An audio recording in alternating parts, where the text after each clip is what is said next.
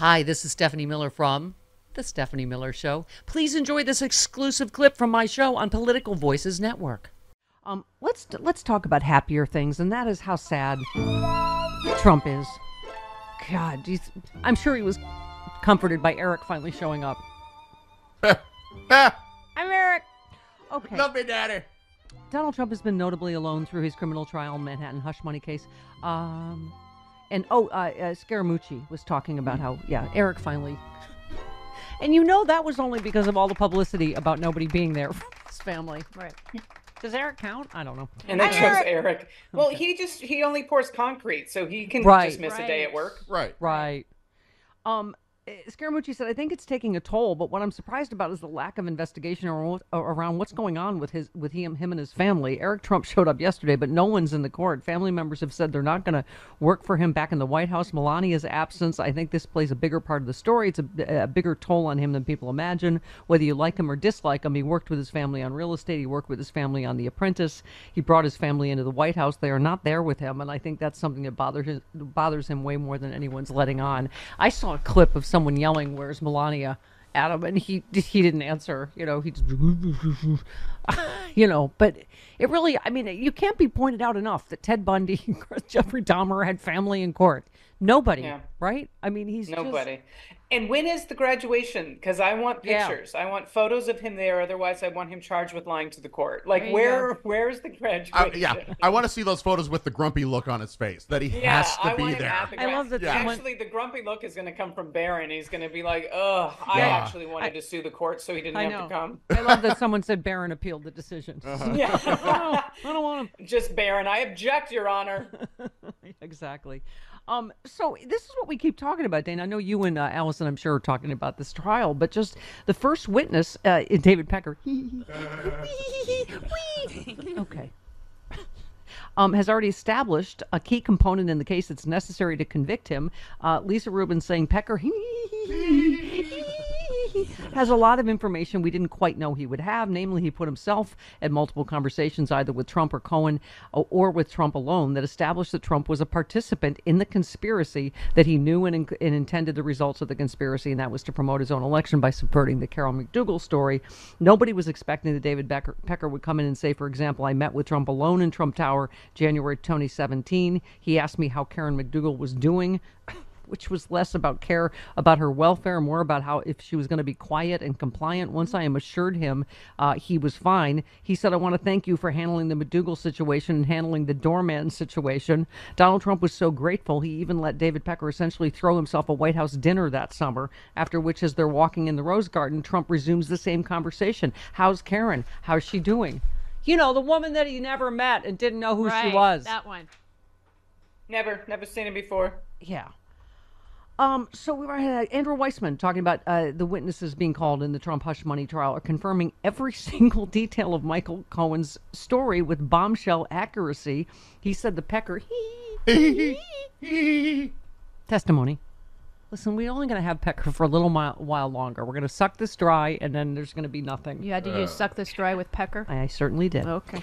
He said this was so powerful, we have to recalibrate the lens through which we were thinking about this case. This case is made very much without Michael Cohen. This is so corroborated. It's not just that you have David Pecker and now Karen McDougal and Stormy Daniels' attorney Keith Davidson. The witnesses' stories go hand in glove, fitting together so perfectly, Andrew Weisman says. It's completely corroborated, particularly with respect to Mr. Davidson, by so many texts and email exchanges and written documents. Mm-hmm. Davidson proved to be a witness where, with almost every question, there's a reference to a document, so the jurors can see there's no question about what he's saying is completely backed up. It means by the time Cohen appears on the stand, witnesses who were also involved will have backed up his story.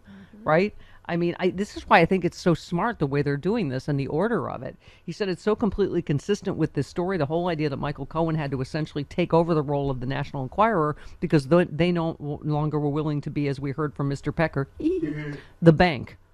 Right? He said that's why he had to do this payoff. He said, and so there was this scramble at the last minute about how Michael Cohen would come up with the money to replace the money that the National Enquirer had been focusing on. And then, Dana, you have all the levels of it, the fraudulent business practices of covering up the repayment.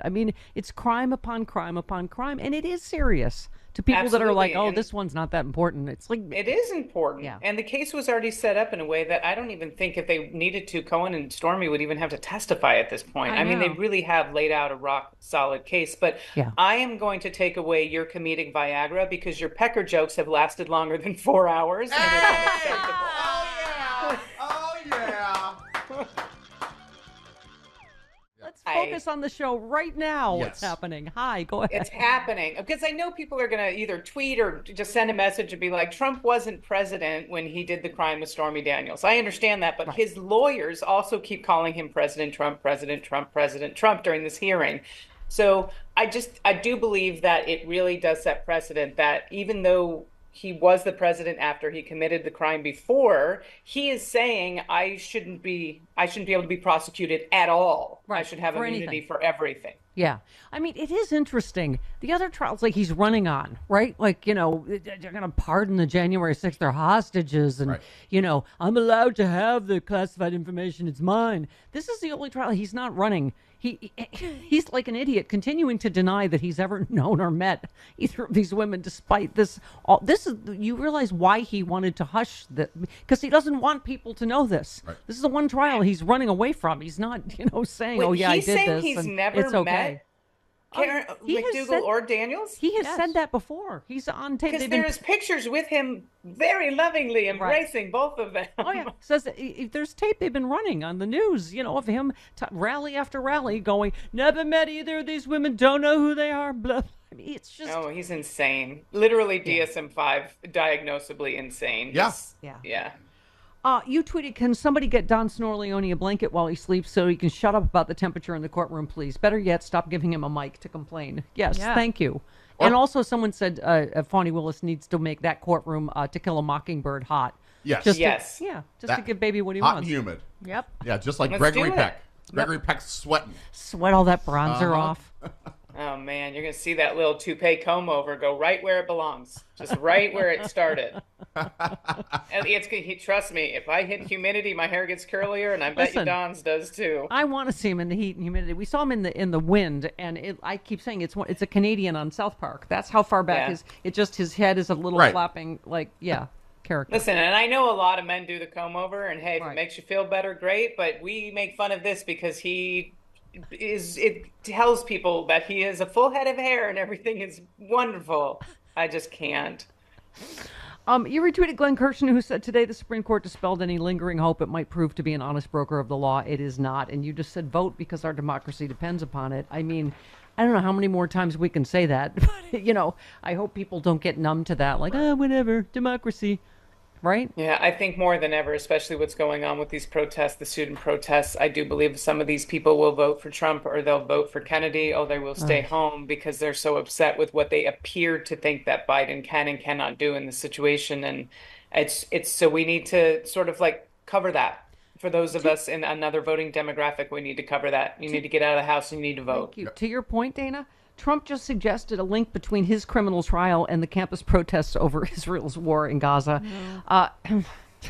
So we cannot let this radical left, corrupt, highly conflicted New York Democrat judge interfere with the presidential election of 2024, the most important election in the history of our country. The USA is truly a nation in decline. Remove the unconstitutional gag order. This is a radical left revolution taking place in our country. Where's crooked Joe Biden? Where's Governor Newsome?